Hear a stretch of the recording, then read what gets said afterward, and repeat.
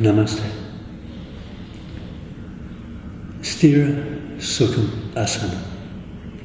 The sutra from Patanjali, which describes a sitting posture, generally a sitting posture for meditation, but also describes the way we should be in each and every yoga asana. So it means that we have a foundation in which we balance our body along ideally its central axis, and the balanced body will be along its central axis.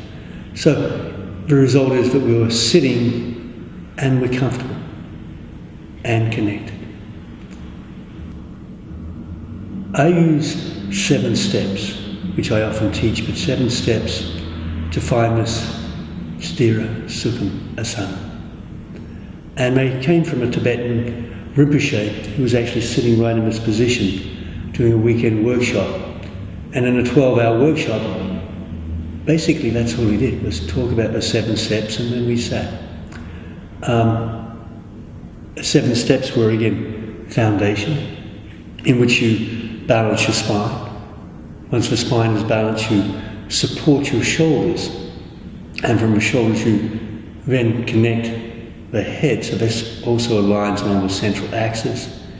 You have a soft mouth, so there's just the hint of a smile, and then you have soft eyes.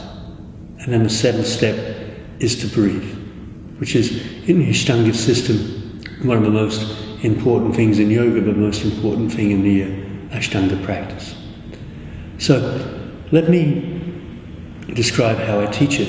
And I'll use a block, especially for beginners, because not everybody can sit in lotus position. So we want to create an environment where people can sit comfortably and balance the spine. So I'm going to show it a couple of different directions. So first you place the block in this direction, so the sitting bones are on the block, and this gives us a very easy way to balance from left to right. So if we are sitting on the block and we push the sitting bones in, we can see there's movement from left to right. So with the tactile information of the sitting bones on the block, we can balance that and press evenly on both sides of the sitting bones, and we'll find that vibration where we bring the spine into its central axis from left to right. The forward movement is a little different, but we can still use the sitting bones and get a sense of moving the pelvis forward and backwards. So the pelvis moves forwards and backwards, and you can see, perhaps you can see, I'll show it on a side or angle later on, but you'll see the ribs go forward and backwards, the shoulders go forward and backwards. So the body is always going to be in balance, but now we want to balance it along its central axis. So once we've done that, we then support the shoulders, and the shoulders in the support are supported by the muscles underneath the armpits in the back of the body, the upper chest, not with the muscles of the neck. You don't want to use the muscles of the neck, because this is what happens. So the easiest way to do it is to place one palm on top of the other, and then have a sense that from your elbows, you're lifting a very delicate object up towards your heart. And you'll see how that motion allows the shoulder heads to lift, but there's no tension in the neck. The 4th step is to balance your head. So the head generally needs to move back. Generally we have this feeling where the head goes forward or it's lifted up. We bring it back so the chin would come slightly back and down. And in this way we align the spine and connect it to the vertebrae of the neck. A way of doing that is the 5th step. Also the 5th step, which is the sweet smile. But the smile is the smile of recognition, of getting something right when you go, ah, I got it, ah. And it comes right into the back of the throat. It's such a sweet feeling. You know that feeling every time you go, ah, you get something, there's a smile. The head comes back. So this is the position we want. And as soon as we have this smile, the face softens, as does the eyes. And in a seated meditation position, we can have the eyes closed. We can have the eyes partly closed.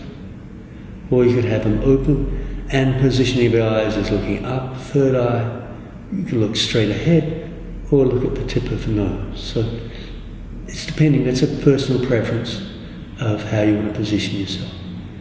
And then the seventh step, as I said, is the number one rule in Ashtanga Yoga, is to breathe. And creating this position of the body allows that to happen. The environment is created where we create the biggest space for our expansion of the lungs.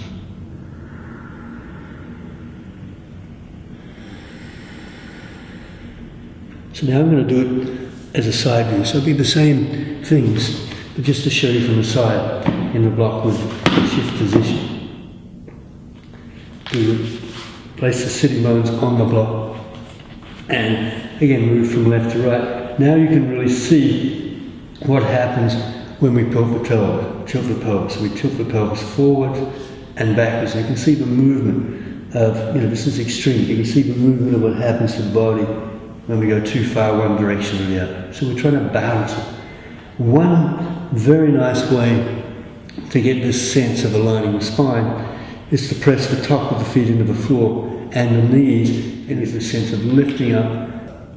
So you get this sense of lifting up, but you don't lift, you just press down. And that pressing down will create an energy which will extend the spine, and from there we can feel the vibration and feel that balanced position. Then we can get the hands, and again that sense of lifting the hands from the elbows, the shoulders lift, the head coming chin back and slightly down. So there's length in the neck connected to the spine. And then the sweet smile.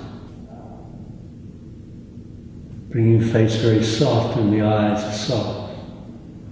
And then we can breathe.